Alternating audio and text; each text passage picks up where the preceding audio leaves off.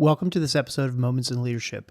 I hope everyone had a great Marine Corps birthday season. I also want to thank everyone for the invites to attend a few of the balls and a couple of the invites actually to be the guest of honor too. I really appreciate all of those. This was actually the first year I didn't get to celebrate the Marine Corps birthday with at least one of the Marine in about 38 years. So this fall has just been really challenging with me with some aging parent issues, and I'm working through those things. It's just taking up a lot of time. I first want to start out with a personal thank you to all the new Supercast supporters. I've got Brian Morford at the Hot Wash level and Scott Tinney at the Hot Wash level. Guys, thanks a lot. Really appreciate you supporting the project. And thanks to all my Supercast subscribers. Really appreciate that. You know, without you all helping out, this would just be way tougher than it is. And you're proven advocates for the project, and I've got a lot of admiration for all of you. So thanks again for helping me defer the cost of this project and each one of the episodes. So with that, this episode is with Sergeant Major Jesabel Cuadro. She's my first female senior enlisted leader and was the recommendation from another Sergeant Major. So I knew this was going to be a good one, and in fact it is. Sergeant Major Cuadro was born in Brooklyn, New York, and enlisted in the Marine Corps in 2001. She attended recruit training at Parris Island, South Carolina, and then from there she reported to Marine combat training and then went on to Aviation Maintenance Administration School at Meridian, Mississippi, where she received the military occupational specialty of 6046 Aviation Maintenance Admin Clerk. Then after graduation, she remained on at the school as an Aviation Maintenance Admin Clerk, where she was promoted to Lance Corporal, and then finally Meritorious Sergeant. Then in 2004, Sergeant Cuadro was transferred to the Presidential Marine Helicopter Squadron, otherwise known as HMX-1, in Quantico, Virginia, where she participated in many presidential missions. In 2005, Sergeant Cuadro was promoted to Staff Sergeant and was transferred over to the Presidential White Side to be the Staff NCO for H-3 and H-60 aircraft logbooks in support of presidential missions. And during this tour, Staff Sergeant Cuadro also attended Resident Staff NCO Academy. In 2008, Staff Sergeant Cuadro reported to Drill Instructor School, Marine Barracks Recruit Depot, Parris Island, South Carolina, and during her tenure, she became a Green Belt Drill Instructor, a Senior Drill Instructor, and a Chief Drill Instructor responsible for training over 500 recruits. Then by the fall of 2011, Staff Sergeant Cuadro was transferred to HMMT 164 Night Riders in Camp Pendleton, California, where she served as the Aviation Maintenance Administration Staff NCO and System Analyst for the CH-46 aircraft. During her stay there, she was promoted to the rank of Gunnery Sergeant and then attended her Resident Advanced PME course, also in Camp Pendleton. She attended the Advanced MOS course, which awarded her an additional MOS of 6049, Aviation Maintenance Administration Data Analyst. By the fall of 2013, Gunnery Sergeant Cuadro was transferred to VMM 163, the Eagle Eyes, in Miramar, California, where she was the Aviation Maintenance Administration Staff NCO and System Analyst for the MV-22 Bravo Osprey aircraft. Attached to VMM 163, Gunnery Sergeant Cuadro deployed with the 11th MEU aboard the USS Macon Island, and during her deployment she worked with the MV-22, the CH-53, the AV-8, and the H-60 aircraft. In April of 2017, First Sergeant Cuadro was selected for the rank of First Sergeant and was transferred to Marine Corps Security Forces Regiment in Yorktown, Virginia. And during her tour, she was Charlie Fast Company and then also Headquarters and Service Company's First Sergeant. In July of 2019, First Sergeant Cuadro reported to 3rd Law Enforcement Battalion in Okinawa, Japan, where she served as the Bravo Company First Sergeant and then later as the Battalion Sergeant Major. In December of 2020, Sergeant Major Cuadro reported to Combat Logistics Battalion 4, where she served as the Battalion Sergeant Major. In July of 2022, Sergeant Major Cuadro reported to 4th Recruit Training Battalion at Marine Corps Recruit Depot, Parris Island, where she served as the final female Battalion Sergeant Major. In April of 23, she reported to Recruiting Station Tampa, where she is currently serving as the Recruiting Station Sergeant Major. Sergeant Major Cuadro's decorations include Meritorious Service Medal, 5 Navy Marine Corps Commendation Medals, 2 Navy Marine Corps Achievement Medals, and the Military Outstanding Volunteer Service Medal. She is married to Major Louis Cuadro, and together they have 6 children. Finally, it's worth mentioning that Sergeant Major Cuadro played on the All-Marine Corps basketball team in 2003, 2006, and 2007. And with that, welcome, Sergeant Major Jesabel Cuadro. Really appreciate you coming on the podcast and being the first female Sergeant Major to come on. I think it's awesome. The audience has been asking to get more women on, and it's exciting to be getting them and talking about all of the things that were instrumental to you in such a successful career. So thanks for coming on. Thank you for having me. I'm excited for this day. Really enjoyed reading your bio. Came into the Marine Corps in the early 2000s. And I'm kind of curious, what was your first unit like when you get out of school and You're in your first unit. What were some of your memorable experiences from a leadership perspective in terms of who was your first staff NCO or NCO that was in charge of you? Who was your first officer? What were some of the initial things that you recall from the very first part of your career? Wow. So my very first unit, I had a gunnery sergeant and we both checked in at the same time. Gunnery Sergeant David Evans, who's still my mentor now. But he had just came off of the drill field. So, in those days the camis were the different digital and they stood Hmm. up on their own with the creases. And he really didn't allow me space to do what I wanted to do, which I think that was so pivotal in my career now. He was very precise and he ensured that I ran the platoons and that I PT'd everyone and I called cadence and he's like, what's your journey going to be like? And I'm like, I'm a PFC. I have no idea. I'm just happy to be here and I didn't want to go to school. And he was like, well, you're going to go to school. So he gave me like a timeline to make sure that I'm enrolled in school and I had to take one class at a time. And then we sat down, I remember, and he told me that I was gonna be a meritorious sergeant. And then he told me that I was gonna have a degree by the time I was done with my first duty station with my associates. And by the time I'm done with my second, you're gonna have a bachelor and then you're gonna go to the drill field. And this is all as a PFC. And I'm like, I'm not even gonna be in the Marine Corps this long.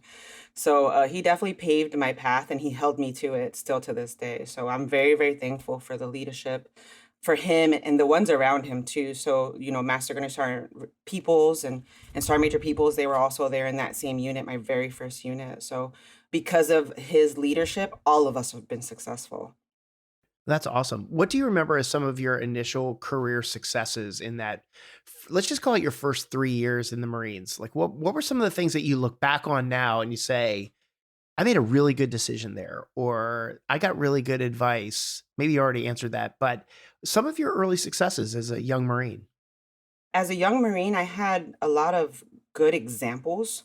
A lot of women, strong women in that time were just like everywhere. And they were all very pretty and very feminine, I remember, but they were still like very hard and they like executed and they ran fast and they were in school and they were just doing all of these positive things. So my first unit, I really didn't have anyone around me that was just doing things that were in the negative. I was just like, okay, this is what success looks like. We're just gonna do this.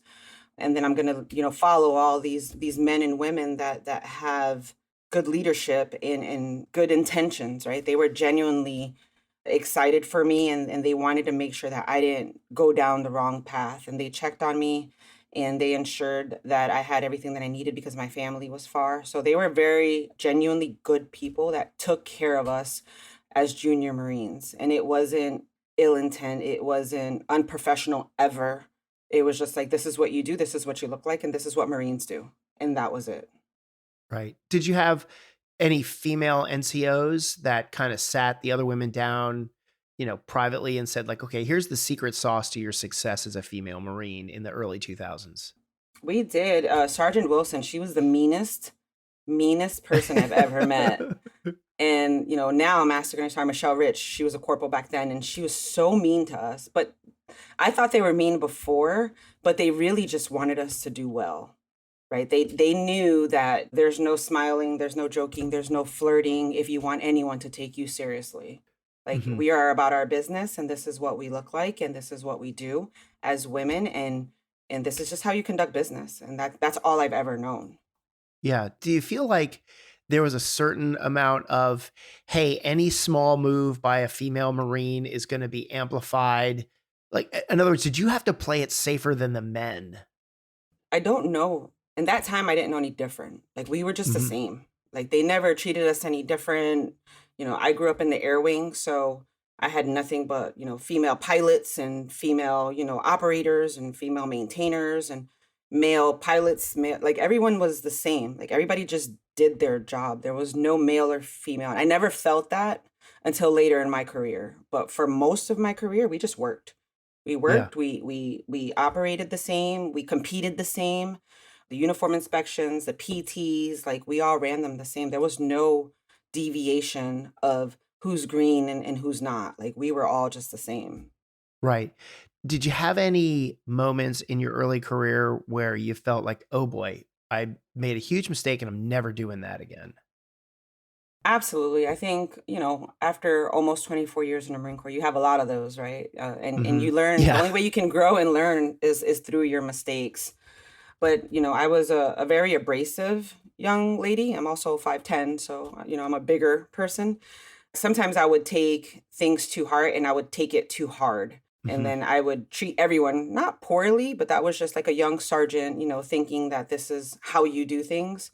And sometimes it's backfired, and then you had to go back and reevaluate how you're going to lead and what your future people that are within your path going to look like. How are you going to lead them? How are you going to guide them through that without making them feel small? Because you start realizing you're one of like none. You're one in like 100 people. Yeah. Like you're the only one. So the way you speak, the way you come off could be, received not the best. Yeah. So this isn't a gender specific question. This is just all around. But what were some of the things that you saw in your first 3 years other people do that got them in serious trouble? They just didn't have their own minds, right? Like, especially now on recruiting, I kind of see what we're recruiting and what we're bringing in. And the ones that got in trouble in those days were not just genuinely good people. So, like, the majority of people were doing good things. Like, it was very rare that I had a Marine in my platoon or something get NJP'd or in trouble. Those are just onesies and twosies. And I think it still applies to this day. Everyone is not doing bad things. The majority of the people are doing good things. But the basic barrack stuff, underage drinking, you're not going to go away from that. You can try to mitigate it as much as you can. But in those days, there wasn't like human trafficking and like, the amount of drugs. It was mostly like, barracks parties and, barracks things that are still, relevant to this day. Yeah, I mean that was my experience too. Was it was just stupid antics, probably no different than a fraternity or a sorority on campus, just the silly antics. I just remember the barracks. Let's just call them barracks shenanigans. Agreed. Which is funny because you and I both had careers in the military and we're sitting there laughing. I mean, you're smiling, people can't see, but like you and I are kind of laughing in agreement over the stories. But if you rewind back to when it was happening, it was probably pretty serious. Like people were pretty pissed. Yeah. I'm kind of curious if you could go back in time. Now, I want to talk about before the drill field. So think about your career before the drill field. Do you remember the first time you looked at a senior leader and said, we need to NJP this person? Like what was your first experience with being like, okay, enough is enough. I'm referring this person to office hours. So I think that a lot of the times, like we call leadership as taking care of people, and we give them too many chances, right? Depending on the egregious or the whatever they did, right? So I think that sometimes we just steer away from holding people accountable, right? And holding Hmm. people accountable can mean a million different things. But back then, people just addressed it and we moved on. And we learned through pain. I learned through pain, right? Like I've cut a Yeah. lot of grass, I've mowed a lot of, I mowed a lot of lawns, I painted a lot of things. But normally you would learn through the pain. But again, I think those applies to those onesies and twosies that just didn't belong, right? There's a very few population that were just not doing the right things. You got to hold them accountable, right? And Right. eventually those guys will find their ways out. They're not going to make it to the end. But, that's the most unpopular thing, right? Nobody wants to be the bad guy and hold people accountable. But it is a thing, and we have to maintain the institution and the history and traditions and our not our unity, but our identity as a Marine Corps.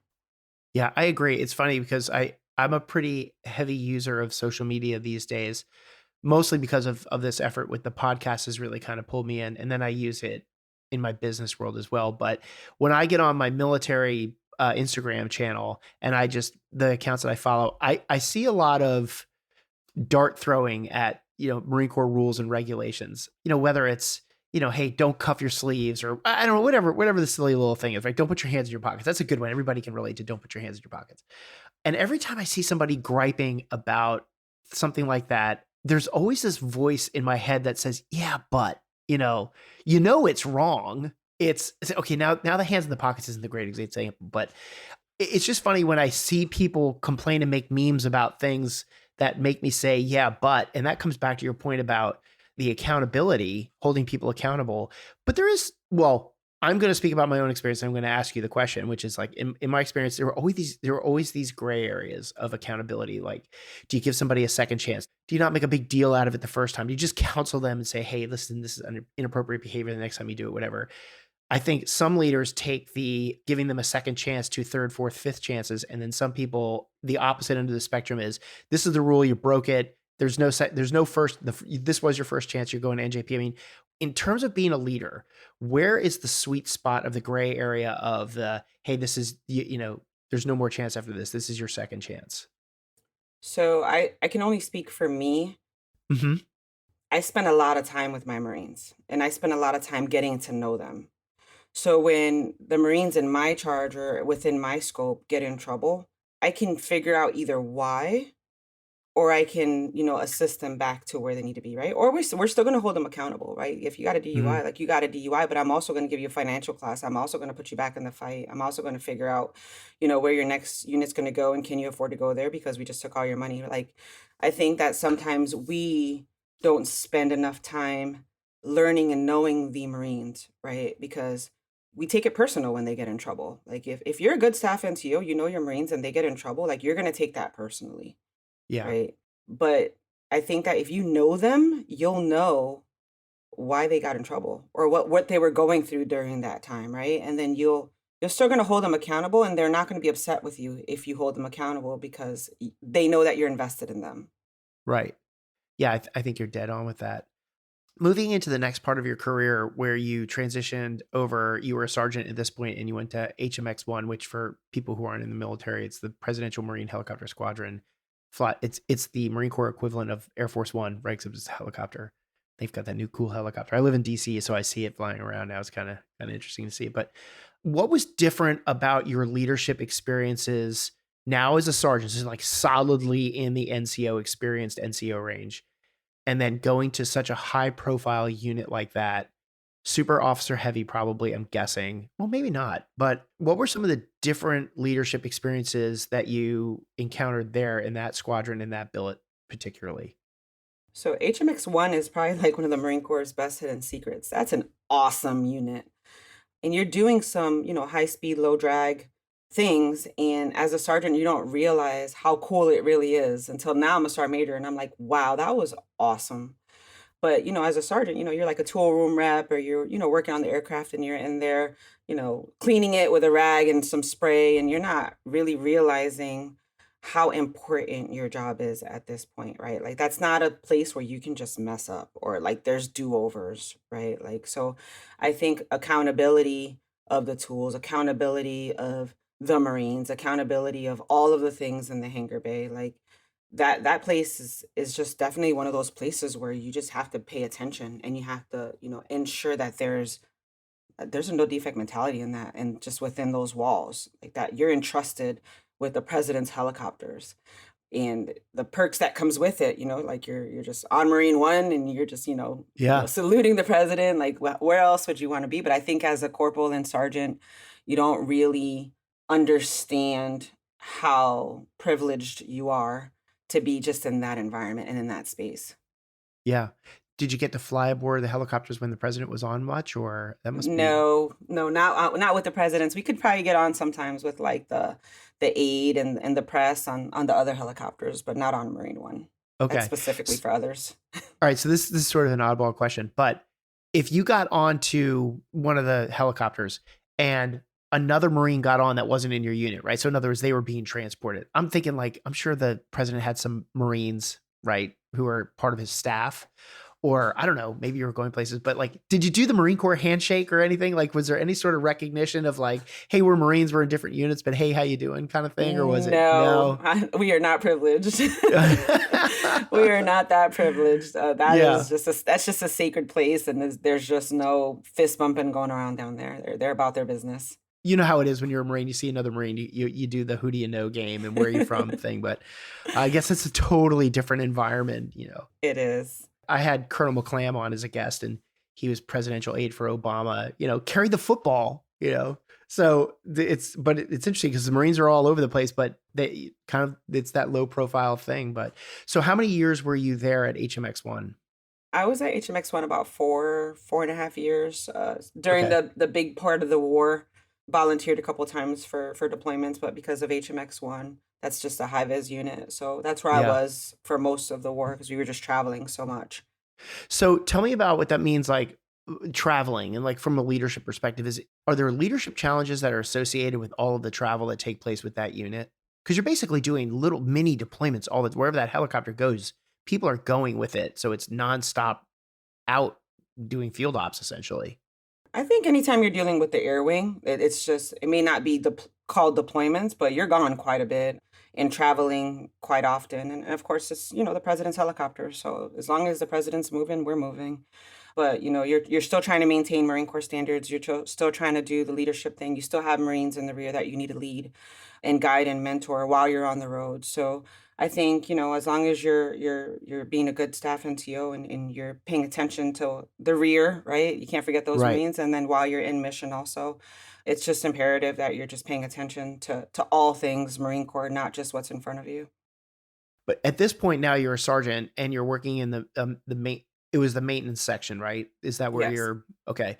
So there was a pilot maintenance officer, probably, right? That was his, I'm assuming maybe a major or Yes. at least a captain. Yes. Tell me about some of the leadership lessons that you learned that would be valuable for, let's just say, a senior captain or junior major who's about to walk into a job as a maintenance officer and they're a pilot. What are some of the success stories and or the horror stories that you have that could be useful to tell people who are listening that could be walking into one of those jobs very, very soon as an officer pilot? I think that when you're walking into any job, it's just really important to know your area and know the people that are around you and what their jobs are. Not Mhm. only your job, but the jobs of the people around you. Because sometimes, you'll get wrapped up in only what you're doing, and then, officers, the rank is shiny, right? So people are gonna stop what they're doing to cater to you, Mhm. especially the enlisted Marines. They're gonna want to serve you, they want to take care of you, and they're gonna give you everything that you want. But sometimes they forget that the enlisted Marines have jobs also. So I think that it's really important to just know where you're going and know the people around you and their jobs, and then just be really observant and pay attention to the workload because it's a lot of work. The air wing is just, stay on, it's a grind. And if you don't know what everyone's jobs is and their purpose, you could really mess some stuff up. Yeah, it's interesting you say that because one of the questions I like to ask the generals when they come on is how do you stay connected to the enlisted Marines? And I don't ask this question on the podcast a lot, but I'll ask it in sort of the intro and I'll say, like, how do you stay connected to the enlisted Marines when you're this huge general officer bubble, right? Like you just no corporal comes wheeling into the lieutenant general's offices like, hey sir, what's been going on? How you been? Kind of like it, or as if you were a lieutenant or a captain, kind of a junior rank. And I asked them how they stay connected. And one of the things I remember asking one of them was, do you ever find yourself just driving around base and telling your driver like, "Hey, pull over. There's a group of Marines over there PMing some truck, and I'm just going to go say hi to them." And the answer was so shocking to me. They were like, "Never. I would never do that because if I do that, all of a sudden the battalion commander is going to come out of nowhere, and then the regimental commander is going to be like, "How come they didn't know you were coming on this base?" And you cause this massive disruption. Just going and saying hi to Marines, you can cause this massive disruption. So out of respect for the actual unit and the Marines doing the job, I don't do that.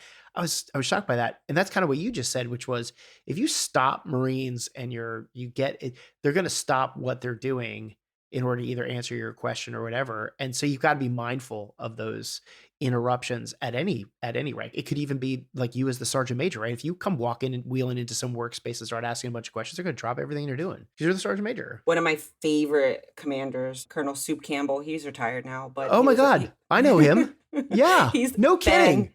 fantastic. Oh But man. he would come in every single shop, and I don't know what kind of medicine he used for his brain, but he knew every single Marine's names, their wives' names, the Lance Corporals, the PFCs, and he would walk in, but he paid attention. He paid attention where there were stops in the schedule, where there were times to come through.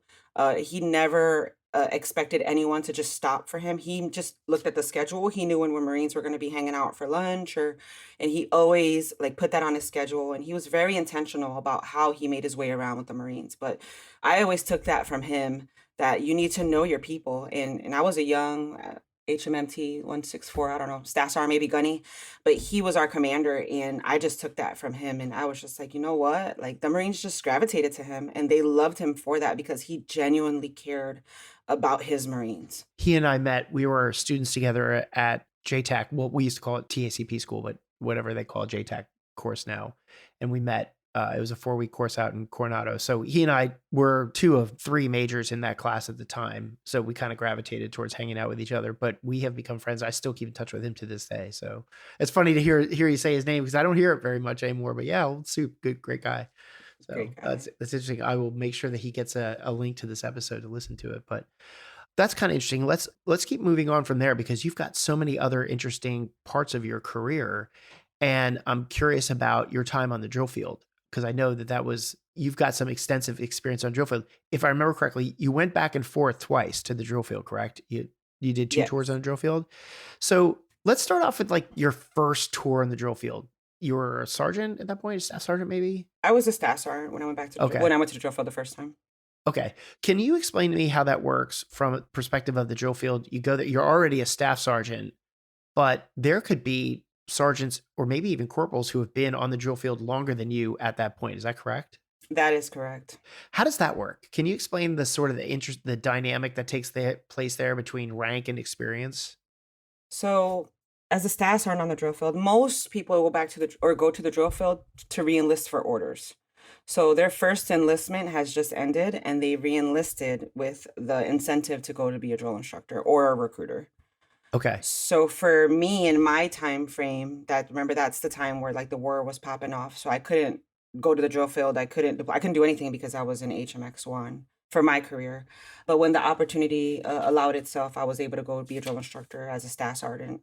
And then I checked in to my first company, and then I was a fourth hat brand new drill instructor, but then my EDI, my heavy, was a sergeant. So, I think that experience matters. They know their way around. They know what the schedule looks like. They know how to move the platoons and the recruits. And, your rank at that point can't really help you. You really have to learn it by doing it. And there's just no way around that.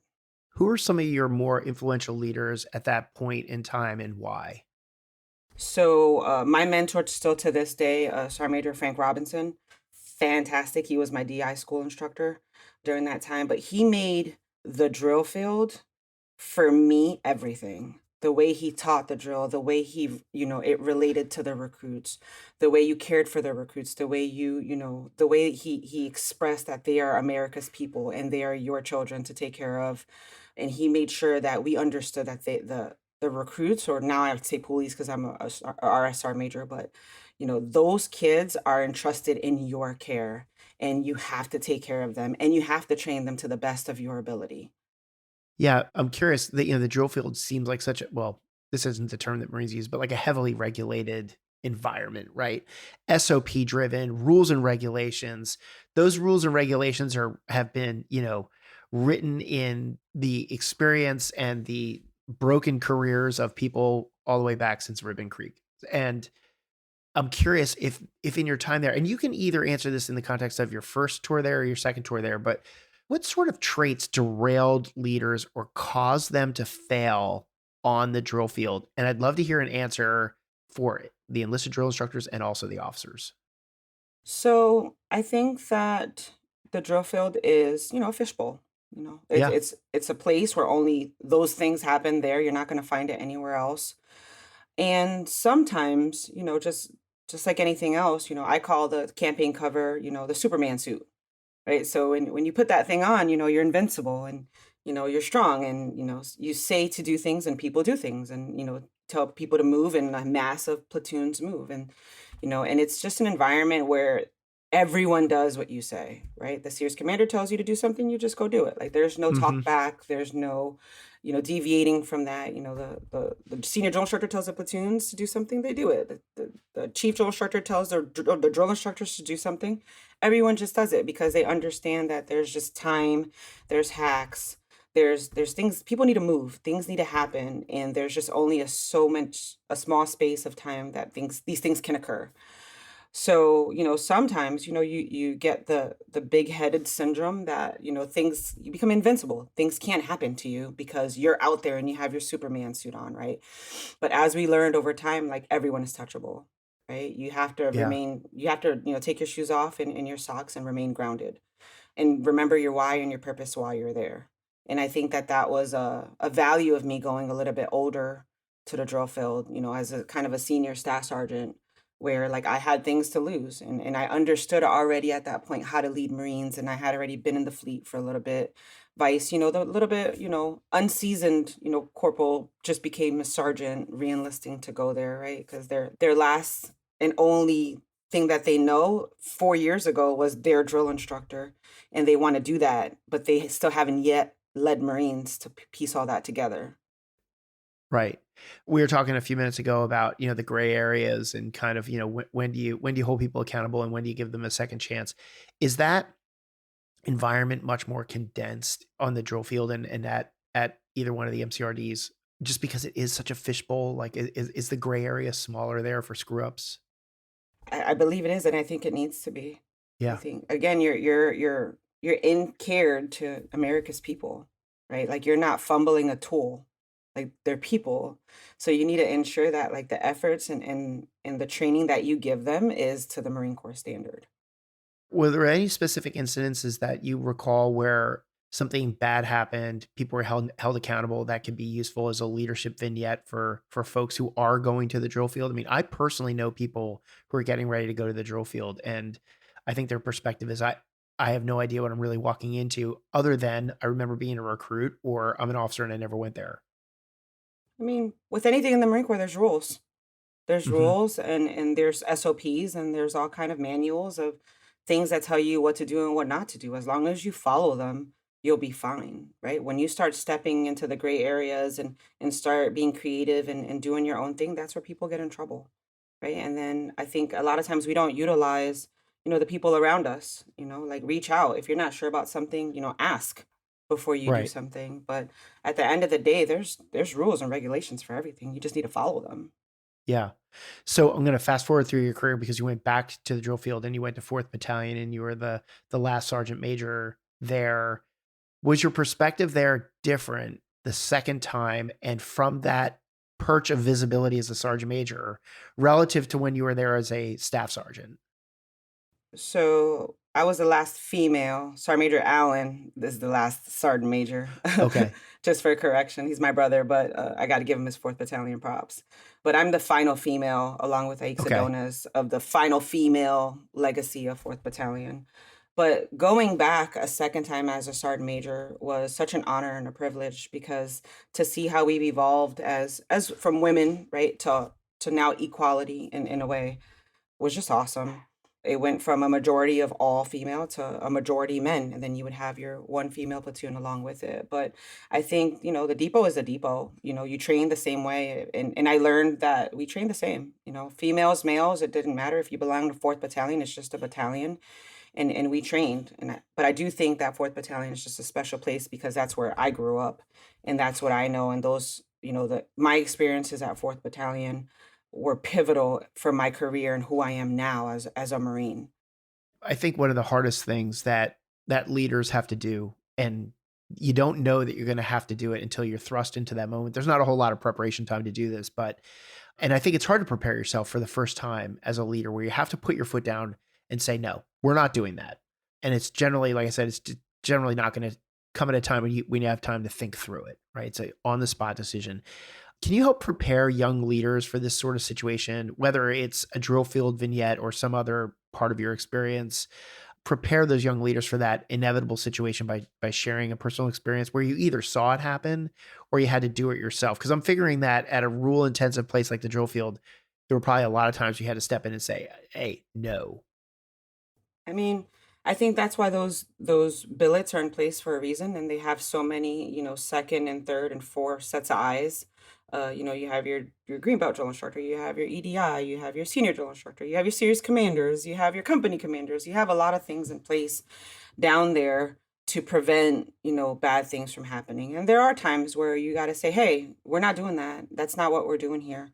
And it's not the most popular decision. And I think that sometimes we forget that that's our role as the staff NCO. Like you get rockers for a reason. And I think Sergeant Major Chris Rivera said it best. Like it's not a hammock, right? Like Yeah. they come with a lot of weight, and you have to be able to flex those things when it's time to. Like you're not everyone's not there to love you. Like you don't need to be loved at all times, but you do need to hold everyone accountable, especially on the depot when mostly everything is safety, right? So, sometimes you do need to raise your voice and you need to tell people stop or go away, to be able to save someone or to keep someone safe in just the environment. Yeah. So for listeners who may not be familiar with the acronyms, can you go back and just quickly explain the difference between Greenbelt, EDI, like all the different roles of drill instructors? Because there's different roles for those drill instructors out there. Maybe for people who aren't familiar with that are listening, you can explain that a little bit more. Yeah, so the green belt drill instructor is just a brand new drill instructor. They're the guy that kind of, does a little bit of the discipline, and they do they fill the water bottles, and, they teach the knowledge. And then you have like your EDI, it's your experienced drill instructor. That's that drill instructor that's been there for a little bit, and they're responsible for like the weapons and the accountability and teaching the drill. And then the senior drill instructor is also in charge of all things to ensure all those things happen. And then you have your chief drill instructor who's in charge of kind of like a series, like a couple of platoons. And then you have, your company commander, and then the series commander is the one that walks around with the series. So everyone has their role, and it's just imperative that everybody kind of just know what their place is. As all things in the Marine Corps, like everyone has a Sure. role. Everybody needs to just stay in their lane. Again, for people who aren't familiar with the Marine Corps or boot camp, so a series is the smallest unit, the smallest organized unit at a drill on the drill field, correct? It's like a Yes. platoon, right? Yes. Okay. And then so a series commander is an officer? Yes, right? Yes. It's a okay. And then there's 3 drill instructors in a series? So it all depends. So from my experience when I was a drill instructor, I can only speak from me. We moved in a series, 2 platoons, Okay. so that you would have one commander with 2 2 platoons. platoons. Yes. So now you'll Okay. have a company, and they'll have like they'll broken down with like 3 platoons and then a series commander, and then 3 platoons and a series commander, depending on the battalion and how big they are. But Okay. it's normally one or two or three with a commander, a series commander with them, and then the company commander would be the company The commander. okay. What is the title of the senior drill instructor that is attached at the company commander level at that higher level? That's a chief drill instructor. Chief drill instructor. Okay. So you've got series, you got platoons make up a series, and then the series make up the company. Each one of the series is led by an officer, but then each one of the platoons is led by 3 drill instructors. Is that roughly? Roughly 3 to 4 to 5, depending on what we have out there. That's a lot of supervision that's taking place there, right? Because the company commander's got all these drill instructors plus the officers, all the rules and regulations. Did you spend any time as a chief drill instructor when you're on the drill field? I did 2 cycles as a chief drill instructor at Papa Okay. Company. What were some of the more notable leadership challenges that you had as a chief drill instructor? All the rules. You gotta make sure that all the drill instructors that are underneath you are in line. There's the series commanders who are probably newer officers who don't have a whole lot of experience doing that role either. What were some of the more notable leadership challenges that you experienced in that role? I mean, as a chief drill instructor, you're the experience, just like your staff NCO, you're the experience, right? So when you're gonna get a young captain, 9 times out of 10, they've been in, 3, 4, maybe 5 years. But luckily for me, I was blessed with some fantastic series commanders and company commanders. Now Colonel Ike Sadones and my mentor, she's my mentor, and Lieutenant Colonel Everett. They were my series commanders at that time, and now they're just, one's about to retire, one's a colonel, but they were enlisted prior, so they were staff NCOs, and then they decided to go the officer route. So I think that we as a whole kind of understood each other, and we were all single moms.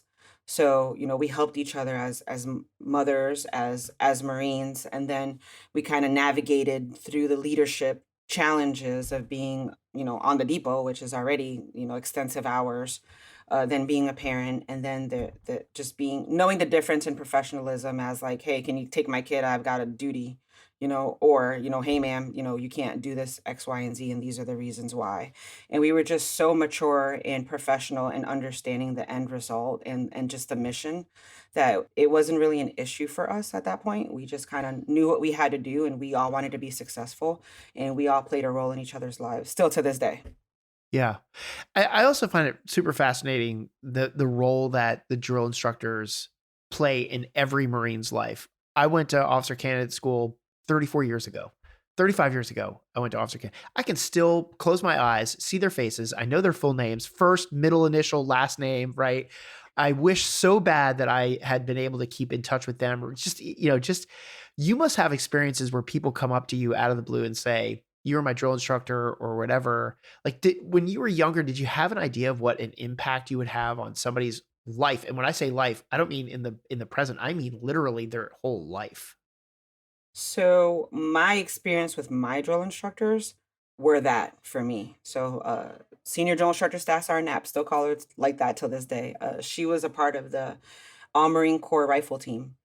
And I had 5 drill instructors and they were all flawlessly beautiful and they would execute the O course like perfectly. And I just had this idea of what I wanted to be. So I've always just taken that and ran with it. And then I knew that when I came back to be a drill instructor, because I was going to, that was on my Mhm. path. I was gonna do that. I knew that I just wanted to leave that for them. Right. And I always say I tell my Marines all the time, like, don't leave things for people, leave things in people. So, I just wanted to lead by example throughout my career the way they set, the tone for me. Like Sergeant Major Fortner, fantastic. Like I just had some really, really good experiences with women on the drill field. And I just wanted to know that I could lead all Marines, but in particularly be an example for them because, I didn't see my first female first sergeant until I was on the drill field. Almost 9 years in the Marine Corps was my first time I saw a female. Right. This question really comes more from my experience seeing my wife have her civilian career. She was never a Marine. And one of the things that I hear my wife say a lot is she's shocked by how much women don't support each other. They almost consider each other competitors in her civilian life. And she finds that shocking that there's not more of like camaraderie, there's almost like competition. Do you see that with the women in the Marine Corps? Did you experience that? Is that a unique civilian thing? Maybe it doesn't exist in the Marine Corps. I kind of wonder if it does. I think it does. I think it does, and as a leader of Marines, I make it my point to ensure that we come together and we support each other and we assist each other and because again, there's not that many of us, right? So we Yeah. don't have time for that. Like my job is to reach back and pull as many up as I can before I walk out the door. So when I do see it, I kill that immediately. Like that is just not what we're doing as women Marines. Like we just don't have time for it. Yeah. I'm wondering if you can reflect back on your career and tell me, because I'm going to assume, just like everybody, there's at some point you do something wrong in your career, in your life as a Marine, little, big, whatever it was. But I'm wondering if you can tell me about the first time you did something wrong. And then specifically, if you can remember how it was handled by your command, either senior enlisted or your commanding officer. So, like I said, I grew up in a time where, we learn through pain. But every time I've done something that was not appropriate or I needed to be corrected, I was corrected. And I didn't take it personally. Like I've been put at parade rest as a sergeant major. Right? Like, Mhm. and that's okay, right? No one's beneath getting their butt chewed. And I think that sometimes we need it to get, back into reality and keep you grounded and ensure that, you're still staying on the same path, but it's not above you. Like you're not above it. But there was a couple instances where I did something. I remember that I said something and the sergeant major was supposed to help me and he didn't help me, but I kind of blamed him for not doing it. So the ceremony didn't go as planned. And my sergeant major, he was literally like, "We don't do that. Like you need to take accountability for you not doing your research and reading the manual and ensuring that it got done." And at that point, I was like, you know what? He's right. Like it was my job to go back and look at that. I relied on someone else to do it, and I didn't, and the ceremony didn't go well, and things were missed, and I jacked it up, and I had to accept responsibility for that. But I take pride in surrounding myself with people that are going to hold me accountable. Yeah, that's great.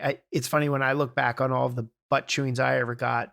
I remember the ones when I was younger being much more angry at getting my butt chewed than I did when I was older too. Cause I think it's a perspective thing, right? When you're 20 something years old, it's kind of hard to imagine that you can actually do something wrong. And then when you're in your 40s, you're like, he was right. She was right. That kind of thing. But So yeah, true. there's definitely a maturity component to it too. But, another really interesting part of your career was, and I'm happy to come back to the drill field at any point, because I know you had two tours there. There had to been a lot of lessons, so we'll come back to that. But you also were the first female first sergeant at Fast Company. And I'm wondering if you could take a minute and explain to everybody what Fast Company is, because I don't know if everybody, people who aren't Marines probably don't know what it is.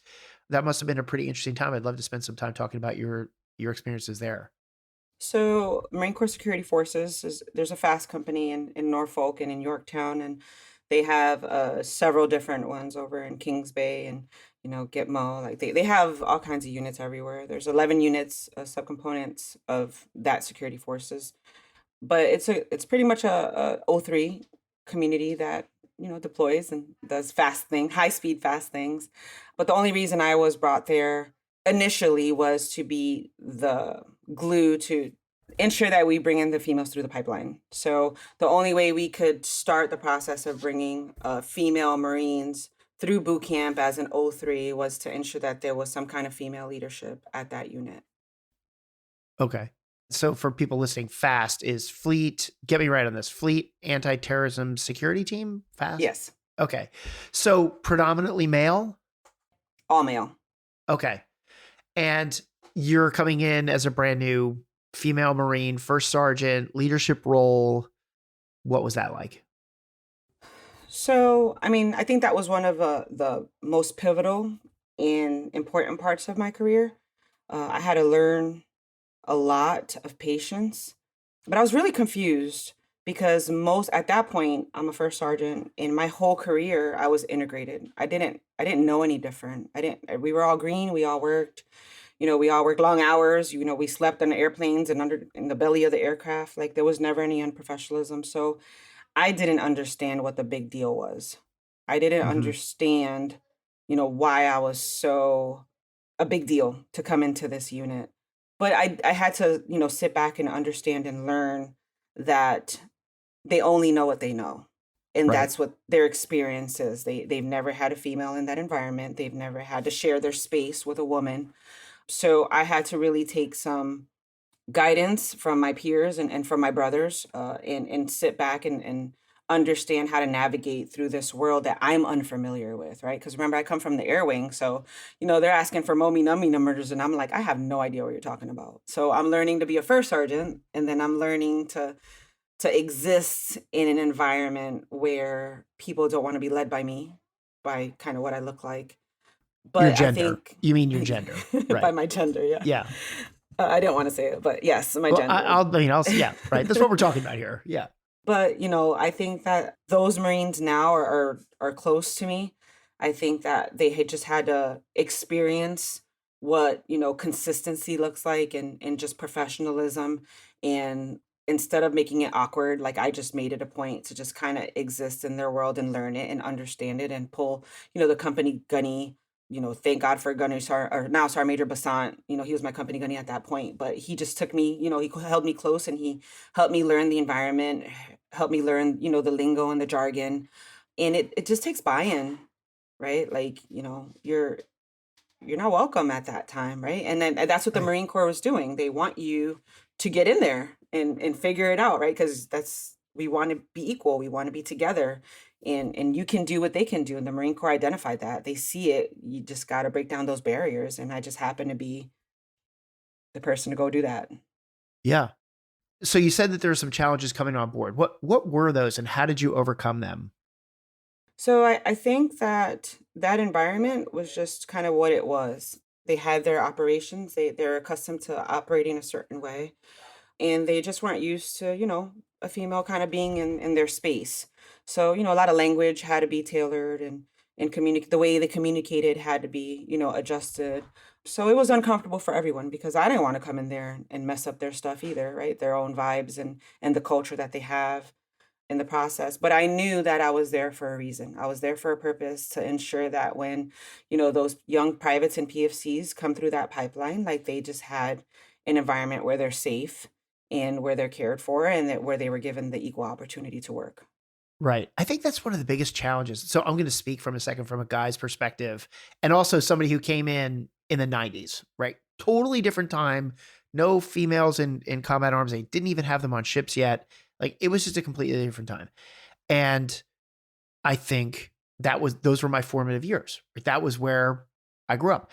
And then as I progressed in my career, the integration started happening and things like that. And I got exposed to more and more. And now I'm going to use a term that is considered now extremely pejorative towards women Marines, but was a very common term when I came in. And we would refer to women as WMs, women Marines, right? That was just, you just said that. You just said, you see that WM over there. And I'll never forget this lesson, Jesabel. It was so shocking. It was such a formative moment in my life where I was working in the Pentagon.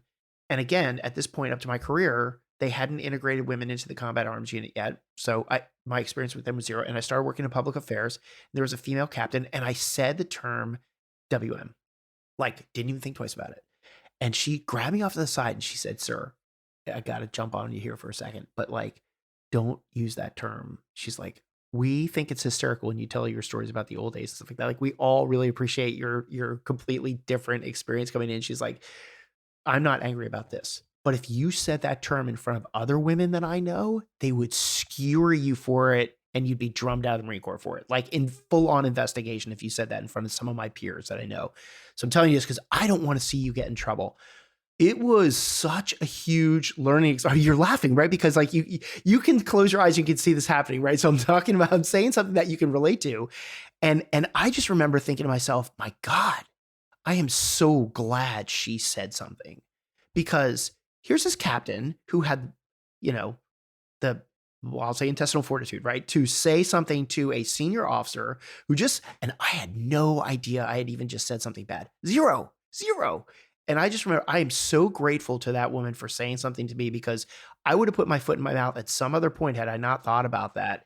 And so there's this learning that takes place across the culture, across different generations of Marines when they came up, right? Like I'm a pre-name tape cami guy, right? We had just taken the rank off the front of the soft cover when I came in, that kind of thing. And the guts that she showed to say something to me, and she said it in such a way that she didn't want to see me get in trouble. Like she genuinely cared about me not getting in trouble. And somebody else could have just been like, "You know what? You just have fun with that one because you're going to go down at some point if you do that again." And I'm just wondering if did you experience things like that too? Where like there's an opportunity to tell people who aren't doing things maliciously, but they just do something just because they're idiots. Like I was being, I wasn't even really being an idiot. I just didn't know. Like, did you have experiences like that? Were some of those experiences present in your time when either Fast Company or anywhere else? I think that a lot of those periods in time, they happen. They're going to happen, right? Like I had a young Marine the other day was upset because I called him Devil Dog. I was like, Really? Come here, Devil Dog," and he's like, "Please don't say that to me." And I'm like, "Okay," right? So I I don't think it's understand the just context for that anger, but it's okay. they think it's the new generation thinks it's derogatory, right? You can't call them, devil pup or, Tufflehunden, like all of the things, those terms of endearment that I grew up with, like, you just can't call them that. But I think, we've just evolved in such a great space as a woman, and I don't like to like, just like we talked in the beginning, I don't like to do the women Marine thing, right? I just happen to be a woman, sergeant Yeah. major at this point. Hmm. But, again, this isn't a world where we were always welcome, right? And I think that every day we're just breaking down barriers. Like, if you look at 4th Battalion, there's a whole compound on the other side of the island is where they stuck us, right? Yeah. Like we weren't there because we were liked, they just knew they had to give us a spot, and that's where we ended up. So I think that we'll continue to just break down these barriers and these negatives, right? Because they're good things. They're good things that we're being equally challenged and we're producing and performing at a cyclic rate, right? And we're outperforming people, and we're being looked at and valued as just contributing members of the institution, not just as a female or a male. Like we are just out here hooking and jabbing like anyone else. Those terms will eventually go away and we'll laugh about them in the future, right? But they sting. Sometimes they do sting because they come with negative, they're just a negative word. And that's how they were used, right? If it was WM because you were beautiful back then that'd be different. But that wasn't why they were used that way. Yeah, I guess I just didn't know. I mean, actually, I think back in my time, it just wasn't a derogatory term. It was an acronym just like anything else. I think it developed into something. The term became a pejorative term through its misuse or whatever. Maybe we just everybody matured and just figured out that that was a bad word. I almost feel bad saying it now. I mean, it's like It's okay. You can say, I'm not well, offended. yeah, and I know that, but I guess that gets me to my point. I kind of want to spend some more time on this, which is if you were talking to a group of Dave Armstrongs who aren't bad people, don't want to do the wrong thing, but are prone to a misstep every now and then, what are some things that you could tell men and say like, hey, you may not realize this in your everyday life because you are a guy or whatever your formative experiences were. You may not realize this, but here are some things that could make you a better leader if you were able to understand these aspects about how hard it is to be a female in the Marine Corps or any branch of the service. Really take some liberties on that. Oh, that's a great question. So I know Sergeant Major Cordero used to hate me for this all the time because Oh, he good. was one Let's of my hear this. sergeant's Okay. majors. Right. But, I would give him podcasts and things to listen to because you can't tell me that you're a leader of all Marines when you don't know about all Marines, Great point. right? Like, you're a leader of Marines, but, do you even know the hair regs or do you even know the postpartum regulations? Like, do we, at that point, we are, CLR3, we have trucks, we have tanks, we have all kinds of, equipment, but we also have female drivers that just had babies and need a pump. Right. So where are they going to go Yeah. do that? Where are they going to go do that? Did we establish a place for them to do that? Like, do you even know, how long they're going to be at the field? So he would be like, Jess, you're killing me with these questions. And I'm like, well, they're valid, right? Like if me as a sergeant major, I'm going to go out to the field, I'd like to know like what's on the packing list. And they probably need to be female items that you don't want to put on there. So those Yeah. are just things where I make it a point to ensure that like the commanders understand that like we're going to these locations and places and the females may need a little extra and you kind of need to know that or at least ask, right? At least ask, do you have what you need when we go to the field? Or if we get stuck in Fuji, or do you have enough supplies to sustain whatever it is that you need to do? Like you don't need to be personal or be bring the everything up, but at least know that there might be needs. And if you're a man, most of you have wives, right? So like ask them, hey wife, what would if you were to go somewhere for a really long time, what would you need? Right? And I Yeah. think that sometimes it's easy to just say, oh, I don't know. It's up to some, they should know what they need, right? But we forget that they're 18 and 19-year-old lance corporals, right? Like we tell the men to bring their shaving cream and their razors. It's on the Right. packing list. Like, Yeah. like Well, and this is what I'm kind of getting at. Like, what are some of the things that get overlooked? Because when you were just talking about the packing list and everything, it dawned on me that okay, I'm not in, so I don't think about these things as much anymore. But I can reflect back onto the Dave Armstrong that was when I was in the Marine Corps and think to myself, God, I could have overlooked those things too. And I have a wife. I mean, I just don't think that institutionally we have been bred to think about those things as much as we've been bred to think about like make sure you have extra bootlaces in your sewing kit in your packing list, like all the packing lists that have existed for 70 11 million years, right? Maybe men aren't just thinking about that, and maybe this is an opportunity to talk about some of the things that hey, here are some things that make lives difficult for female Marines that maybe you just don't think about because you just don't think about them. It doesn't make anybody a bad person. It just means that, hey, here's some realities, right? We have menstrual cycles. We need hygienic areas. yeah, I think it's just about maturity, to be honest, right? Because sometimes when I do say something, like people take it the wrong way and get upset over it, right? So then that sometimes leads women to just not say anything, right? Like we'll just suffer in silence and just grit and grind through things, right? But I think that, I've been given an opportunity to wear the rockers that I wear. And I think that it's important to make my commander better, right? And the only way to make them better is to make them aware. And but they have to be humble and they have to be receptive to all of the things, not just what they want to hear, right? And to your point, I don't think anyone does it intentionally. I really don't think, like, I have a husband, and sometimes he doesn't see the things, and I'm like, dude, it's right there, and he's like, I don't see it, so Yeah. I think it's just like the nature of it, but it would be irresponsible of me to not advocate for what I go through, because we are in just a transition in the Marine Corps where we just have more and more women doing more and more difficult things. Hmm. And I want them to not struggle.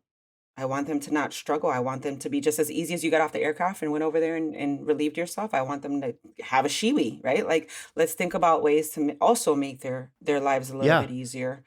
But it would be irresponsible of me to not say this could be easier for them. Like, we lead them to. Like, we don't need to put them in a squad bay alone because they're a girl. Like, put them with the dudes. Put us all together under, like, we can all be together. There's no reason why we can't. As a sergeant major, I go with it. I go with my male commanders, Yeah. right? Like, why do we ostracize them and isolate them because they're just different? And I think that, unintentionally, we make them different when we don't Yeah. need to. But I wonder how much of that is rooted in just, okay, I'm going to be me for a second, but okay, if I was in charge and I would think like, hey, so should we put the women in different, my brain would be thinking like, okay, they want privacy. They don't want to be around dudes. They want to remove any sort of tension of like just men and women living in the same place. I would have thought I would have been doing them a favor by giving them their own space. But when I hear you talk about it, like I think like, geez, maybe I'm 100% wrong about how that would have been perceived. Like I would have been thinking I would have been doing the right thing when in fact, maybe I was doing the wrong thing.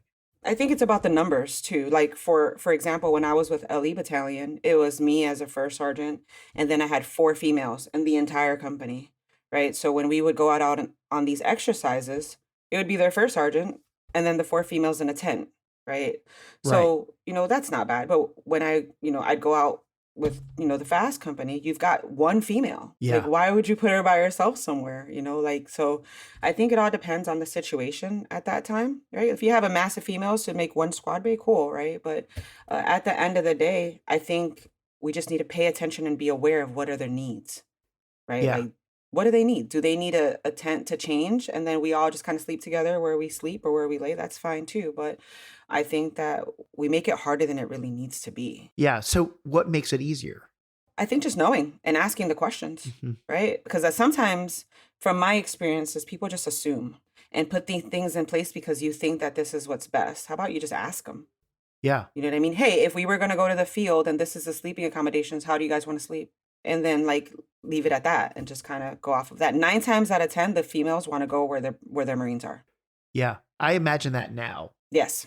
I also think this is why diversity in the command structure is so important because let's rewind. Let's go back to your fast company situation where, you weren't immediately well received by leadership there, but were there other females? It was just you, but imagine there was a few of them. Well, how does a fast company commander, or forget fast company, let's just talk about a standard old battalion level or regiment, right? How does a leader like me, I just described how I used to perceive things based on nothing other than my formative experiences. If I didn't have somebody there who was a first sergeant or a sergeant major who was a female, who the hell would have been telling me those things? Nobody. Right? And then you have the problem. Well, it's vice versa, right? So, like, I go to all male environments and nobody's guiding me. Yeah, well, that's another great point too. And actually Val Jackson kind of makes that point in her podcast, like Yeah, I think it's important that you surround yourself with honest and good people. You surround yourself with people that have had those experiences and that can help you guide, obviously, your commander at this level. And, I remember I was Air Wing, so I surrounded myself with a lot of, at the academies.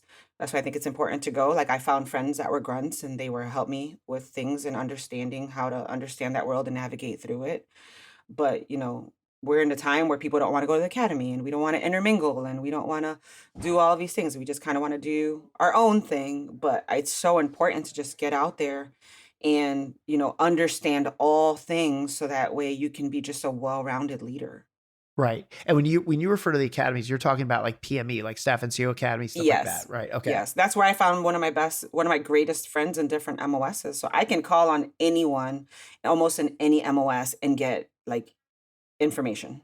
Right, right. So I'm also curious, in your bio, you talk about being on the 11th MEU, and you were a gunnery sergeant at that point when you were on the 11th MEU, which means you were part of like the mythical chief mess, right?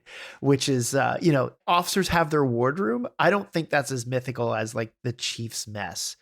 Do you have some good stories to tell from the chief's mess? Like, is it a big session in there? Is there a lot of learning that goes on in there? And you told me previous to starting recording that it was a unique situation for you because Sergeant Major Black was the MEU Sergeant Major. So he was part of your chief's mess. And so I'm curious if you can share with people, okay, and I have an add-on to this question too, because I think I remember there being a problem with chief's mess when the Marines came on board because staff sergeants were considered, Marines consider them staff NCOs, but you're not part of the chief mess. So you're in this weird sort of world where you're a staff NCO, but you're not part of the chief's mess too. Any challenges there or experiences that you could share with, Marines that are going to be embarking soon or and are staff sergeants? Like, how do you deal with that?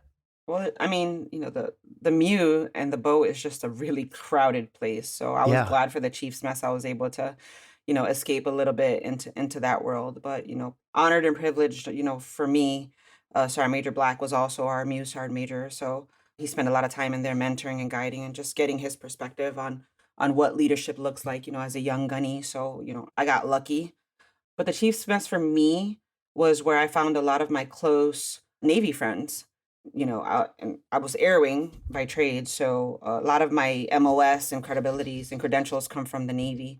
But I was able to find an outlet from the tough Marine Corps exterior with my Navy counterparts, where I could be kind of like a little soft, but still understand their challenges, and it was refreshing to know that their challenges are the same as my challenges. It didn't matter what branch we were in. We all had kind of the same deployment cycles, kind of parenting issues, mom guilt, for deploying and Yeah. trying to be the best that you could be at your career also. We had husbands at home where we were dual trying to balance that life also. So it was really refreshing in the Chiefs mess where you could candidly speak to other branches and kind of say, hey, you know what? We got the same things going on. Still to this day, they're still friends of mine. So I was glad for those experiences. Yeah. I always looked at the chief's mess as where problems got solved on the ship, right? That's where the enlisted leadership was getting together in this weird environment where it's Marines are embarked on a Navy ship, the Navy's running it. To me, the chief's mess always seemed like where the problems got fixed. So, or said differently, if I had a problem, I would try to get it into the chief's mess as a topic of discussion when they were sitting around eating. That is accurate. That is Yeah. definitely accurate. We would all come together. Yeah. Talk about that a little bit. That's a really interesting dynamic that doesn't exist on land. So, on a ship, people are just trying to get off. After a long period of time at sea, people start seeing, red and green and purple and on everyone's nerves, right? And people start making mistakes because they want to see land. And, it's a good place where, we collectively as staff NCOs and the chiefs come together and try to play nice. Because, you have the female birthing, you have the male birthing, you have the people that need to go cook and, the Marines that don't want to go do that. And people bickering and fighting over spaces because there's no getting off the ship. So I think that was a good place where we could all just kind of come together and figure out a good solution on how to play as a team. So the Chiefs mess is, as you said, it's a magical place. A lot of good things happen there, but it's also a place where you can get like your minds and thoughts together and figure out what's your next move, especially on a deployment. Yeah. Interesting. I'd love to change gears and talk about your current situation. You're at RS Tampa, and can we take some time and talk about some of the challenges going on with recruiting, and as it directly relates to your role as a leader in the RS? Yeah, RS Tampa was a hidden gem for me. As you can tell probably that, I was a drill instructor and I came back as a 4th Battalion Sergeant Major on the drill field. And then now here at RS Tampa, I definitely didn't want to go, right? Because, you got that drill instructor kind of recruiter thing. But Uh-huh. it's refreshing to see, that SDA and from the ins and out of it and learning it and understanding it. Recruiters grind. Recruiters grind hard, and I'll be biased to say that my recruiters are the best in the business. We make mission and they grind hard. I'll say that, but America's people are in good hands. I'll say that. Like these guys are picking the best or doing the best that they can, and in an environment and a time where people don't want to serve, right? That's not a thing anymore. But I think that the Marine Corps is doing a great job of just kind of reminding America that we need them and that we are where America needs to be. And we're recruiting the best, and we're doing the best that we can, and we're bringing them in, and we're still making Marines and making mission. But, recruiting Station Tampa has definitely won my heart. I wasn't prepared for it. I didn't think I was gonna like it, but it's definitely gonna be a sad day when it's time to give it up. Yeah. How'd you all fare with the hurricane down there? We did okay. There was a lot of areas that were hit really hard, but our recruiters got out there. They were chopping down trees and clearing out streets and just doing the community involvement and serving our community. So the people were very grateful for that. And I was grateful that our recruits and our poolies and our Marines were out there just helping the city of Tampa. Yeah. How much did that increase the challenge of actually getting out there and recruiting and making mission when people probably aren't interested in talking to recruiters or interested in putting their lives back together? Has that been tough for you guys? Well, I think that, you know, recruiting is, what you can do for the people. I think that just this environment, just being around and being in your community is what helps recruit. So at a time where, the storms were hitting and people were losing their homes and they needed help, the Marines did what Marines do. And I think Hmm. that still helped the recruiting mission, right? Because when you're in your community and you're doing all the things that your community needs and the American people are asking for, like we're saying the United States Marines are going to come and help you when we are. So that's, I think that it's helped us because there's a lot of students out there that are just like, wow, these Marines came and cleaned up our streets, and then they're walking into, they're not just walking into the stations, but I think that RS Tampa recruiters do a fantastic job of just being in their community and recruiting the best of the best. And they just want to. They want to help because that's where my recruiters are at. They're helping. Yeah. So it's been a pretty extensive career. Have I missed anything that's worth revisiting? Was there any question I didn't ask? No, I think that, the journey of just a sergeant major, not just a female or a male, has been fun. It's a hard one. I think that we need to continue to lead by example and in the words of Chris Rivera, it's a rocker, it's not a hammock. It comes Hammock, with a lot yeah. of weight. Comes with a lot of weight and responsibility. And I think that, our commanders and our senior enlisted are doing a fantastic job. I think we just need to ask a lot more questions and be a little bit more engaged and involved on where we'd like the Marine Corps to be headed in the future, right? Because what we're recruiting now is not the same as what I grew up with. They're Yeah. different, and they need to just be understood differently. And there's more duels and there's more women coming into different environments. So I just say that keep your minds open and take your socks and your shoes off and remain grounded and understand the people that you're leading because that they're happy Marines will work for free. They Yeah, will. that's totally true. Yeah, that is absolutely true. I mean, being a reservist cost me money essentially. I mean, it did. Yeah. I had to take time off of work and do all that. And I did it because I love doing it. I love being a Marine. I mean, I still do this podcast because I love being a Marine. And you were talking before about how you're always going to have I'm just going to, you didn't say it like this, but I'm going to say it like this. You're 10%, right? The people who aren't doing what they're supposed to be doing. It's like that. I'll never understand those people. Like you worked so hard to earn the title United States Marine. Like, I mean, think about this sergeant major. Like all the people you put through boot camp, like how hard they had to work to earn that title, the crucible, all of it, and then you go become a dirtbag. Like, what do you? I don't get it. Like, I don't know why. I don't know how you work so hard for something, and then just be like, you give up on it. Like you don't want to do it. It's just I don't get it. But I think that we have the misconception that just because you went through boot camp that you have the honor, courage, and commitment. And for me, Burgundy bleeding through my yeah, veins, right? Like right. I bleed Burgundy because that's the Fourth Battalion. But just because you went through boot camp, it doesn't just stop there. Like Marines want to be led. People want to be led across the board. So you talked earlier just about like the hands in the pockets and like chewing gum while you're walking and the sunglasses behind your head, like things like that, right? Yeah, Those are just small disciplines that carried on through time that make us who we are, yeah, right? So those are the things that have to continue to be instilled to make you in the United, to believe into the, what we preach and what we do as a culture, as a Marine Corps. And if you decide that like that's not your thing, you're stop taking it, like you're not breathing it anymore. Like most Marines don't really become institutionalized until they hit like their second enlistment, Yeah. right? So we're assuming that they're just bought in as soon as they graduate, but they're not. You as a staff NCO and young NCO have to be consistent and hold them accountable and teach them these ways. And if you just make them a Marine and be like, oh, they're a Marine now, they should know. Like, no, you and I didn't grow up that way. We were taught for a really, really long time by example of how to do things. Right. So, I think that, we're giving up too soon. I think that there's hope for the Marine Corps and there's hope for these staff NCOs. And it's going to take a little bit of work and consistency to bring it back to where it needs to be. Yeah. I look at we joke about the hands in the pockets of chewing gum, like, okay, great.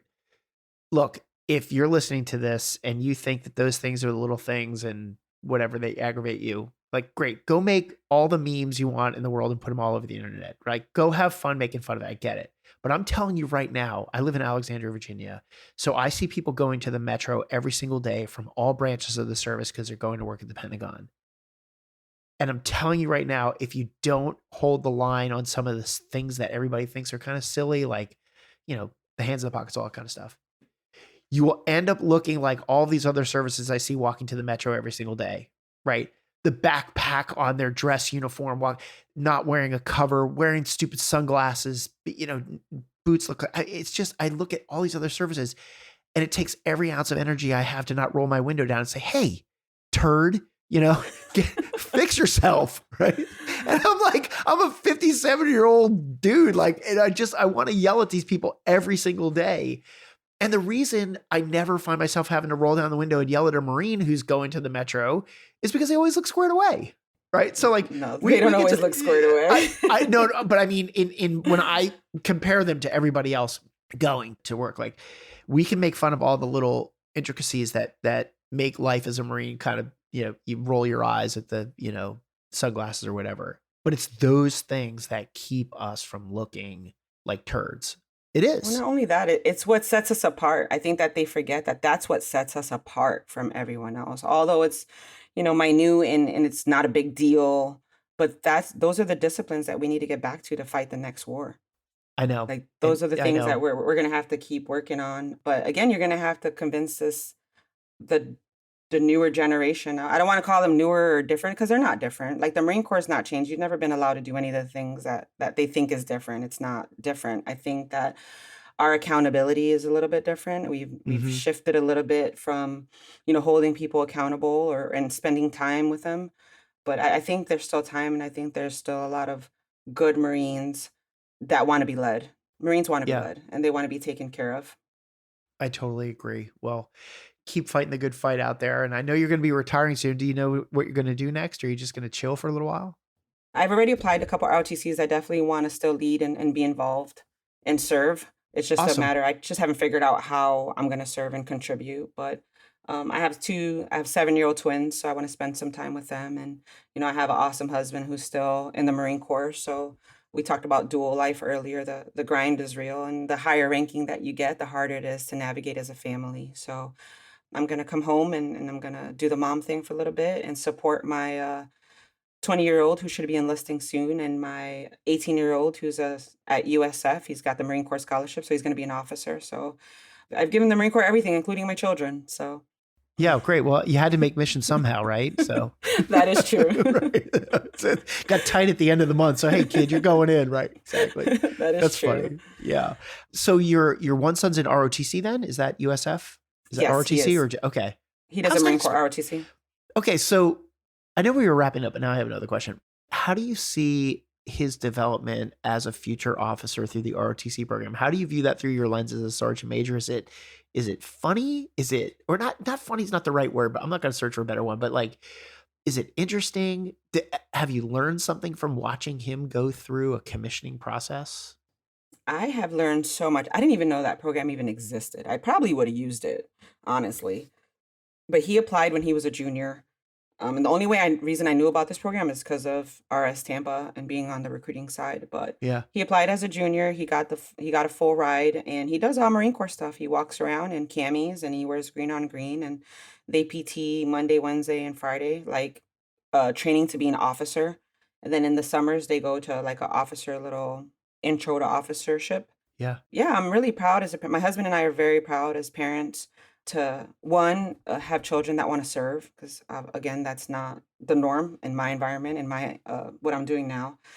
But to see him, flourish and say he actually enjoys what he's doing, right? Compared to like when we were children, when they're just like, why do you always have to leave? Like, when are you coming back? To see them embrace and understand, mine and my husband's journey as United States Marines.